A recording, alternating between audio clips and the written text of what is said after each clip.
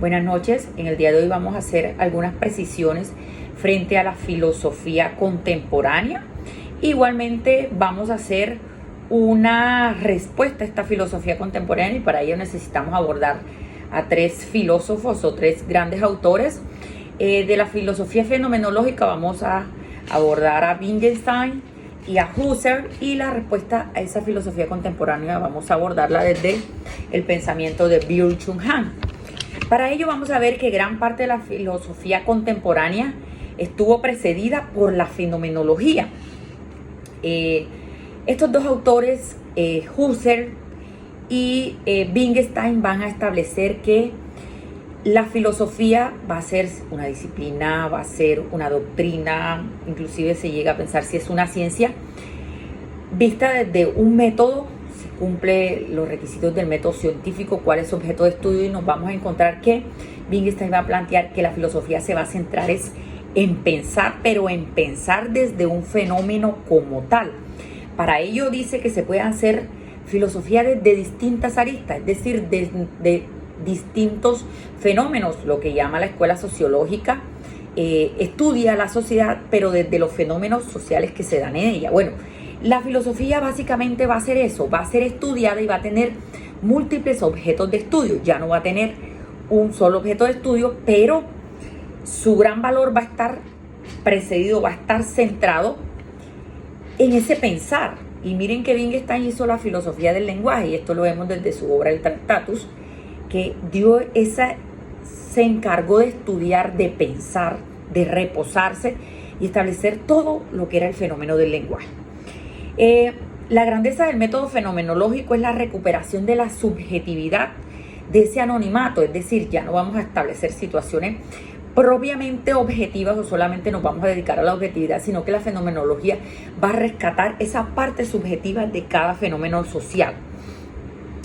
La fenomenología trabaja en el campo de la conciencia, del tejido y flujo de las vivencias, pero esta conciencia no es función del cerebro. Y entonces vamos a encontrar que Husserl nos dice que la conciencia la conciencia y la existencia es la suma de una sola cosa. Es decir, él no va a hacer la distinción entre conciencia y existencia, sino que él va a decir que nosotros tenemos una forma de pensar, una atencional y otra inconsciente. La atencional está dada por precisamente esa atención que yo le pongo a ese pensar, y esos otros pensamientos que tengo de manera subconsciente o inconsciente, pero no por ello entonces estamos dejando de pensar, ¿ok? Y él traslada también estos argumentos a que en los seres humanos vivimos muchas veces en el anonimato, pérdida por lo tanto de sí mismo. Es decir, nosotros podemos existir, pero no necesariamente vivimos, o podemos vivir, pero ese vivir no se puede entender entonces como una existencia plena, porque estamos haciendo actos o pensamientos inconscientes. Él básicamente traslada este componente a la existencia propia de nosotros, si estamos viviendo inconscientes o de manera atencional. Bueno, esto básicamente, para reducir un poco la idea, vamos a encontrar que se va a estudiar la filosofía desde fenómenos sociales como tal. Esto fue básicamente los planteamientos de Husserl y de Wittgenstein. Pero vamos a encontrar entonces una respuesta a esa filosofía contemporánea, y esta nos la va a dar el autor Byung-Chul Han, que él básicamente escribe un libro que se llama La Sociedad del Cansancio. Él hace unas fuertes críticas al capitalismo y al exceso de positividad en la sociedad. Él va a decir que somos unos seres, unos individuos, una masa cuántica de depresivos, es decir, la sociedad, él al criticar el capitalismo va a advertir que somos unos sujetos que estamos en constante trabajo en ese trabajo excesivo que nos va a llevar a un cansancio posterior. Es decir, y ese exceso de positividad de ese superhombre que yo todo lo puedo, yo lo quiero, llega el momento que no logramos alcanzarlo y entonces nos va a producir frustración. De ahí que para él hacer esa crítica analiza a Foucault, que Foucault planteaba un concepto de negatividad en la sociedad. Es decir, la sociedad necesita ejercerse un poder, necesita ejercérsele un control desde la negatividad, y este control le va a estar dado por la escuela, las iglesias, la cárcel, es decir, ese control que viene desde afuera. Pero en la positividad que plantea Byung-Chul Han va a decir que ese control va a estar dado per se desde nosotros mismos, es decir, de nosotros hacia afuera. Y en ese sentido entonces se va a perder ese componente de reposo, de pensar de que cómo adquiero esto, cómo llego a conquistar este objetivo, sino que esa positividad, ese exceso de positividad nos va a hacer creer, nos va a dar una falsa creencia que todo lo podemos, y nos va a evitar nosotros pensar, detenernos, cómo construir esa vida.